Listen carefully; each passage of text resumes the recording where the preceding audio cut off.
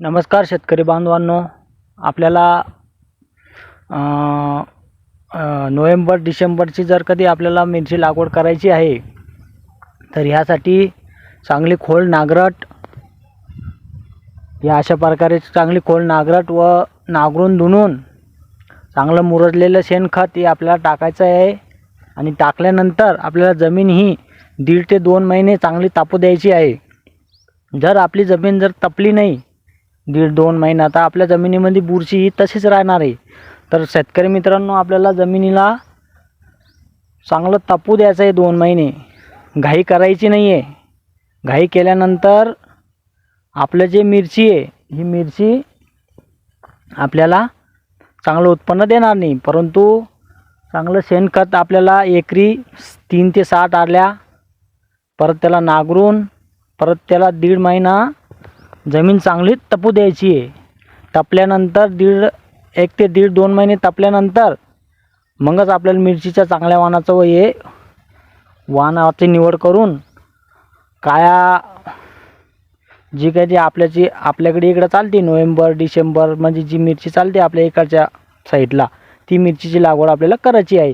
मिरचीचे काळा वाण, काळ्या पाट्याच्या बारीक मिरचीचं वाण आपल्याला या ठिकाणी निवडायचं आहे, जेणेकरून आपल्याला पुढे चालून बाजारभाव हा चांगला मिळेल. पण मग आपल्याला जमीन ही तापलेली, या अशा प्रकारे तापलेली आणि खोल नांगरट करून आपण धुणू बी शकतो. धुणून परत पुन्हा मोगडा, परत रोटावेटर आणि मग मुरजलेलं शेणखत आपल्या जसं की आपल्या पद्धतीनं जसं मिळेल तसं एकरी 4 टारल्या, 5 टारल्या, 6 टारल्या किंवा आपण जास्तीचेही टाकू शकतो आपल्या पद्धतीने.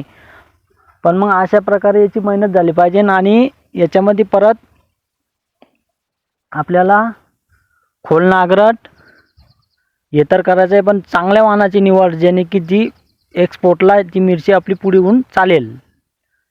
आणि परत याच्यामध्ये आपल्याला भेसळ डोस बी चांगल्या प्रकारे द्यायचा आहे. भेसळ डोस आपण जितका चांगला भेसळ डोस देऊ, जेवढी मिरची आपल्याला एकरी 2-3 लाख ते 5-6 लाखापर्यंत उत्पन्न आपल्याला हे मित्रांनो नोव्हेंबर डिसेंबरमध्ये हे चांगल्या प्रकारे होऊ शकतं. तर त्याच्यासाठी आपल्याला 2 ते 5 ते 6 लाखाचं उत्पन्न हे आपल्याला अशी मेहनत घेतल्यानंतर घ्यायचं आहे. पण त्यासाठी आपल्याला जमीन तपू देणं फार महत्त्वाची आहे. जेवढी जमीन आपली तपली मित्रांनो, तेवढा आपल्याला फायदा आहे. धन्यवाद.